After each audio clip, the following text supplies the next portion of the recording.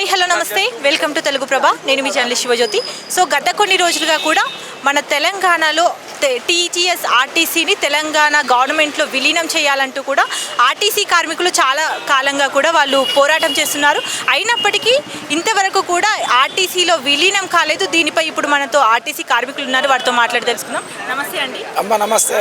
చెప్పండి, అసలు సమస్య ఏంటి? ఈ తెలంగాణ రాష్ట్ర రోడ్డు రవాణా సంస్థలో పనిచేస్తున్న మైకు ఫస్ట్ అడి తిప్పాలి, అటు ఆ లారీకి వెళ్ళి తిప్పాలి. మేము జిహెచ్ఎంసీలో చెత్త మోసేటోళ్ళు అనుకుంటారు వాళ్ళు.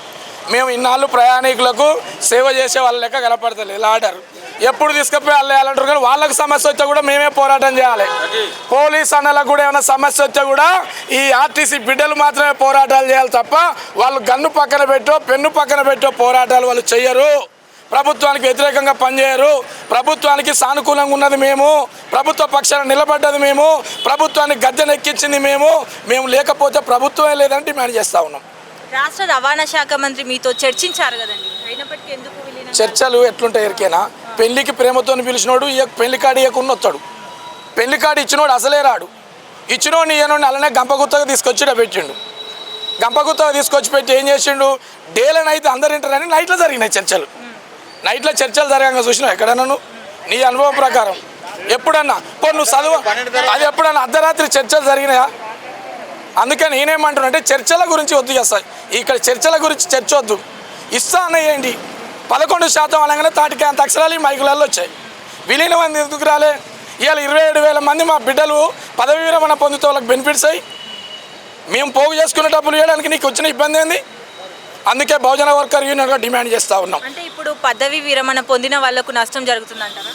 బ్రహ్మాండంగా నష్టం జరుగుడు కాదమ్మా, నష్టం జరగడమే కాదు, ఆ బెనిఫిట్ పొందక 400 మంది నేల కొరిగి మట్టిలో కలిసిపోయినా కూడా ఇంతవరకు డబ్బులు రాకపోతే నీ 30-35 సంవత్సరాలు ఈ సేవ చేసిన నా తల్లి ఏమైపోవాలని పిల్లలు ఏడుస్తూ ఉన్నారు, నా తండ్రి ఏమైపోవాలని భార్య ఏడుస్తూ ఉంది, పిల్లలు ఏడుస్తాం, మనవరాళ్ళు ఏడుస్తూ ఉన్నారు. ఇంకెంతమంది చచ్చిపోతే బెనిఫిట్స్ ఇస్తామని డిమాండ్ చేస్తూ ఉన్నాం. మా డిమాండ్స్, మొదటి డిమాండ్ ఆర్టీసీ కార్మికుల ఆకాంక్ష ఇస్తా అన్నటువంటి విలీనాన్ని వెంటనే విలీనం చేయాలని డిమాండ్ చేస్తూ ఉన్నాం. డొంక తిరుగుడు ప్రయాణంలో పోతే ఎట్లా పోవాలో మాకు తెలుసు, మేము దాన్ని ఎదుర్కొంటాం. ఎలక్షన్లు వద్దంటున్నాం, విలీనమే ముద్దంటున్నాం. ఎలక్షన్లు వద్దు, విలీనమే ముద్దని డిమాండ్ చేస్తూ ఉన్నాం. రెండో విషయం, విశ్రాంతి ఉద్యోగుల సమస్యలు పరిష్కరించేంత వరకు మా ఇన్ సర్వీస్ అన్న అక్క చెల్లెళ్ళందరూ కూడా కలిసి వాళ్ళకు మద్దతు ఇచ్చి వాళ్ళ పోరాటంలో మేము భాగస్వాములమై వాళ్ళ సమస్య పరిష్కరించేంత వరకు మేము వాళ్ళ వెంట ఉంటామని డిమాండ్ చేస్తూ ఉన్నాం.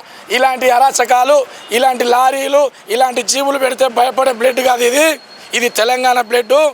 గీసిన అదే వస్తుంది, రాసిన అదే వస్తుంది. తీస్తే వాళ్ళు పెన్ను తీస్తారు, మేము చెయ్యి కలిపే పరిస్థితి వస్తుంది. మమ్మల్ని పరీక్షించొద్దు అన్నది డిమాండ్ చేస్తూ లా అండ్ ఆర్డర్కి ఇంత చక్కటి అవకాశం ఇచ్చిన లా అండ్ ఆర్డర్ కూడా circle inspector of police, sub inspector of police, అతిగా మాట్లాడినటువంటి పోలీస్ వాళ్ళకు కూడా ప్రత్యేకంగా ధన్యవాదాలు తెలియజేస్తూ సెలవు.